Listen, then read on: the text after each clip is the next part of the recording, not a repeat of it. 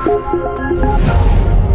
everybody and welcome to Edge Shed. Today we're taking another look at Total War Warhammer. Don't forget that there's videos like this coming out every Wednesday, as long with battle plans and things like that on a Wednesday. Today's video we're going to be taking a brief look at the Chaos Warriors, and it's just going to be a very brief overview of the army and the general sort of play style, as well as a few little tips that I've picked up in my time playing with them. So yeah, without further ado, we will get straight into taking a look at the melee units that Chaos has to offer. So the first melee unit that you've really got to have is the Chaos Marauder. Now, these are not as heavily armoured as things like the Chaos Warriors, and they don't have nearly as much leadership as the Chaos Warriors and the Chosen and the Forsaken have.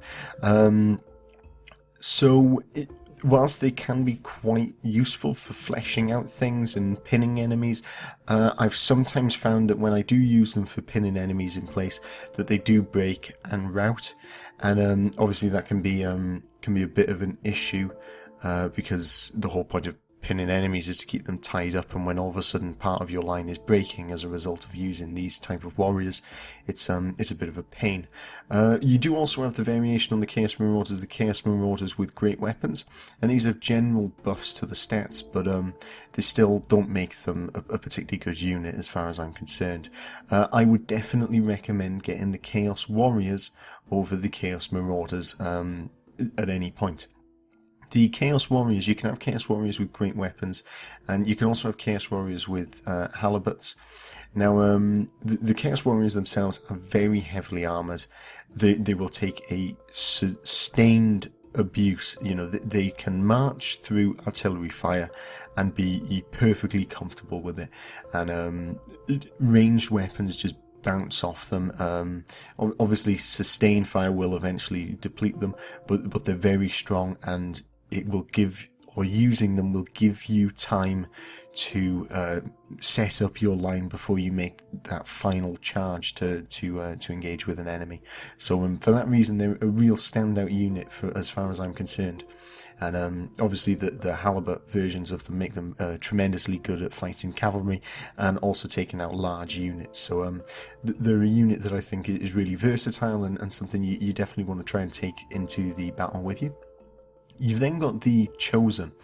Now, the Chosen have the same variations, the great weapons and halibuts, so obviously they serve a similar purpose again. But I don't feel like the halibuts give the Chosen enough, or the Chosen don't give halibuts enough that it's worth taking them over just general Chaos Warriors with halibuts.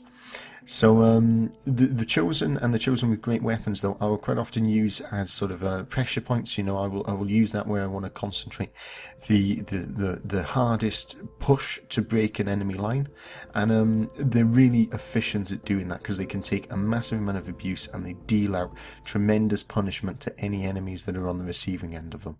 We've then got melee monstrous infantry, and for this we've got Dragon Ogres, Chaos Spawns, and Chaos Trolls, and the Chaos Spawns, one of the things that you want to note about them is that they're unbreaking, so that they're really aggressive units, but equally similar thing to the Trolls again. You can't use them in terms of creating a line with them because they're just too few in numbers. You want to really use them the same way you use sort of the big monsters, such as the Dragon Ogre, Sheogoth, which I'll get to in a bit, and the Chaos Giants. You want to use them in the same way where you will use them to concentrate abuse onto a certain enemy unit and really push through for sort of penetrating an enemy. And that goes again for the Dragon Ogres. You know, the Dragon Ogres are very good at just applying pressure to certain points on the line, and with them being so few in numbers, it means that you can concentrate incredible amounts of damage in a small location. With sort of the weaker units, the damage that they're dealing is spread out, you know, because there's only a finite number of enemies that can attack any one enemy. The next thing that we'd want to sort of look at is the cavalry options that are available to Chaos. Now, cavalry is the only thing, with the exception of artillery, that can deal damage at range, and this is the missile cavalry, which is the marauder horsemen with throwing axes. And if I'm honest, you might as well not have them. You can use them to harry and harass the enemy and to skirmish with them, but unless unless you're up against maybe dwarfs, I'm not a big fan of them. They don't do enough damage, and they don't have enough melee capabilities to make them a particularly useful unit as far as I'm concerned.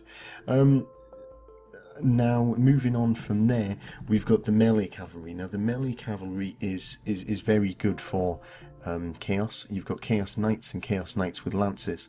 The Lancers obviously have a significantly better charge bonus than the Chaos Knights do, but the Chaos Knights can sustain melee combat for a lot longer, so if you're wanting to tie up units using your cavalry, I would probably recommend the Chaos Knights. It's very situational which one you're going to want to choose, but I generally prefer the charging bonus, so I take the Chaos Knights with Lancers with me when I'm playing. So Chaos has quite a large selection of sort of beasts and monsters in its arsenal that it can depend upon. And when we're looking at just melee war beasts, you've generally got the Chaos Hounds and Chaos Hounds with poison. These are quite good, quite reasonably cheap, reasonably expendable, can be used just for tying up things and chasing off enemy units. They're quite good at that. There's nothing overly impressive about them, but you know, they're an okay sort of unit. Now the melee monsters, and these are the big monsters, are fantastic for Chaos. You've got the Giant, and I have the same issue with the Chaos Giants as I do with the regular Giants, which is that they can get stuck in sort of an animation where they keep falling over and having to get back up if they're taking sustained artillery fire. Now, the Dragon Ogre Sheergoth, and I'm probably saying that last bit wrong, but this is an incredible unit. It's fast moving. It can deal out tremendous amounts of damage. It does wide sort of AoE sweeps, so it's fantastic at clearing through infantry. And in sort of one of the battle plans that I'm going to be doing on this channel, you'll see me use it to smash through the centre line and allow me to really break the centre and then envelop the two halves of an army. So it's a incredibly powerful unit. It's got great leadership. It's also got fantastic damage, and it's area of effect damage. So for wiping out infantry units, you couldn't ask for a better monster, really. It's definitely one of the most powerful units in the game. Now, perhaps one of the most powerful pieces of kit that Chaos has got available to them is the Hell Cannon. This is, in my opinion, the most powerful piece of artillery in the game. It does a very large splash damage, and it does a lot of damage, and can decimate ranks of people, armoured troops, everything. It's all magical damage as well.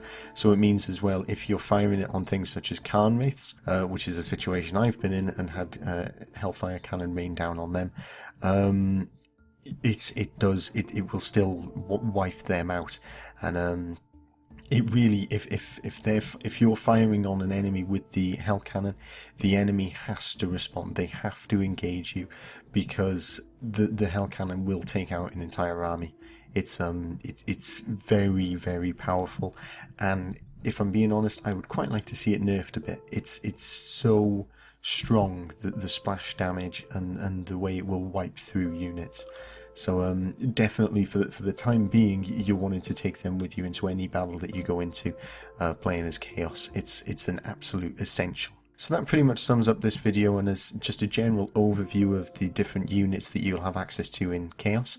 I hope you've liked this video. There will be much more detailed guides coming, and they should be out every Wednesday, so please do subscribe and sort of, you know, check back every week. And yeah, as I say, there should be far more detailed guides as well as battle plans and tips and tricks. So if you like that, yeah, I'll see you next time.